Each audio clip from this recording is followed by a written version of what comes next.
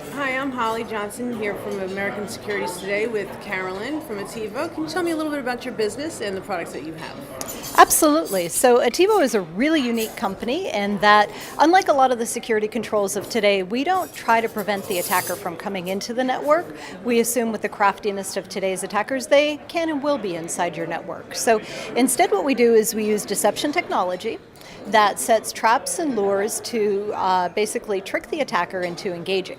And once they've engaged, we'll gather all kinds of adversary intelligence so that you can know how they got in the network, what types of attack methods they're using, and basically get to a root cause analysis to help you improve the incident response. It's kind of fun. Like, we've been using deception for millennia in military warfare, sports, gambling, and Attivo has now brought it in a commercial grade way to cybersecurity.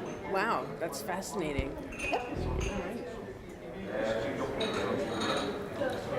We just answered that one, right? Okay. What principles can be applied to keep up with these threats that are occurring? So today's attacker has gotten very sophisticated, and so the first thing is to be able to detect attacks from all types of attack vectors. And so one method is still going to leave a hole. So make sure you can detect these things across all attack vectors, across all attack surfaces. So with today's modern cloud environments, with IoT, lots of things where innovation is outpacing security. So make sure that you've got coverage and detection. So whether they're strong security controls or you're just getting attacked from somebody on the inside or a supplier, that you can be able to detect them. The next thing is it's not enough to simply detect an attacker and stop them. Now you have to get to the root cause of why they're attacking, how they're attacking, in order to really stop them, make sure they're eradicated from the network, and prevent them from coming back in. And those are some of the things that Attivo has built into its product to give the defender a better chance of defending themselves against the attacker. Okay. And it seems like this type of approach would actually help the information being passed, say, through a company, so it's not going to hinder. So how do your customers feel about your product, and have you seen a significant growth as a result of your unique strategy? Yeah, so there's a couple of interesting things inside of there. So one is a lot of people look at deception and go, is this a luxury item or is this more of a lifeline and something that I should be doing? And it's really evolved over the last 3 years, where people kind of went, isn't this just a honeypot? To, really understanding that deception is not only about the decoys technology, but done in a very high interaction and believable way.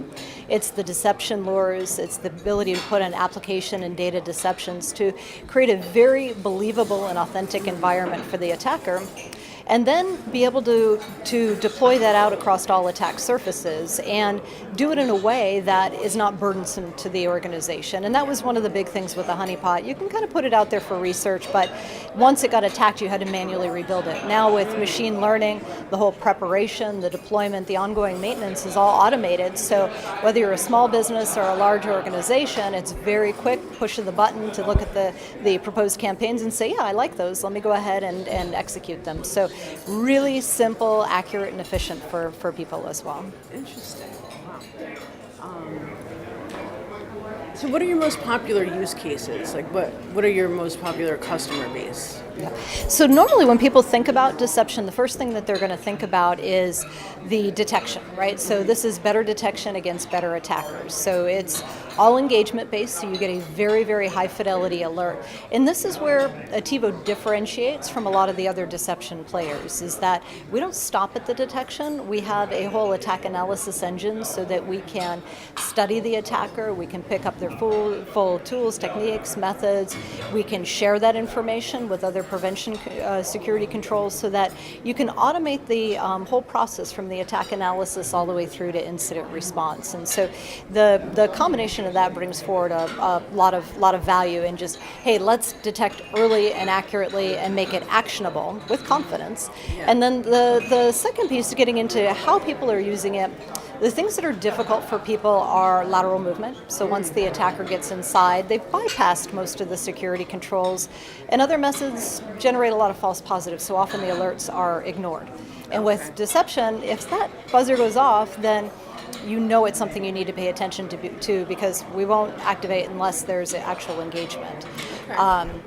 The other use cases are credential theft. So a lot of times security tools are not meant to detect when somebody's using legitimate credentials to get through the network. And so being able to set deception lures out at the endpoint, whether they be credentials or map shares, or lure them into deception applications, we're going to attract the attacker into engaging. So you'll pick up that reconnaissance activity, you'll pick up lateral movement, you'll pick up credential theft, and you'll do it in a way that you can make it easily actionable. So from a technical standpoint, that is what we do. A lot of people will use this in their digital risk management models. So how do I open up and offer more services and know that my security controls are working? Right. How do I use this for compliance with suppliers, contractors, vendors? How do I use this for pen testing to make sure that things are working? And it's really effective across all verticals. So we have finance, healthcare, energy, retail, government, legal, law firms. It's pretty much anybody that needs to protect their information, and then we can give them the means to very accurately and effectively do that. Now, what are some of the consequences of somebody who would hack into a system, say, and then be caught by your defense software?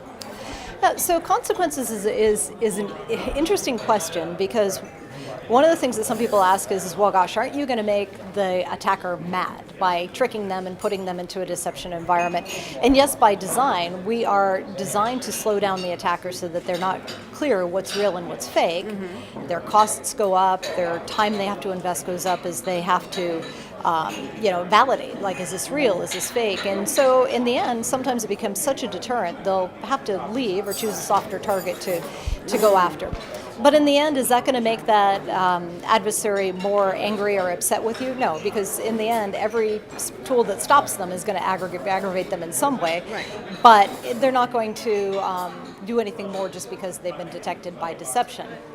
The other hand, by having deception, if the attacker decides, okay, I got stopped here, but I'm going to come back in a different way, that we've already got information now about them that we can share with other tools, and they can make sure that they're blocked and infected systems are isolated, or that they can do other threat hunting to make sure that they are completely removed. Plus, we'll set some more landmines up for them, so if they do come back, we'll just kind of trick them into engaging and revealing themselves again. Awesome. What can we see or expect in 2019? I think in 2019, the big change is that, if I rewind about 3 years ago, people would go, oh, isn't this just a honeypot? Do I need it? What does it really do? And I think where we've evolved to now is that people understand commercial grade deception is different, and it's a very valuable tool for the security control stack to achieve that in-network threat detection. So we went from what is it to education to now understanding that each type of deception you get from vendors is different. And so they're starting to do their research, going, okay, if I want to put this into my 2019 budget, who are the players, how are they different? And this is where we really encourage people to understand.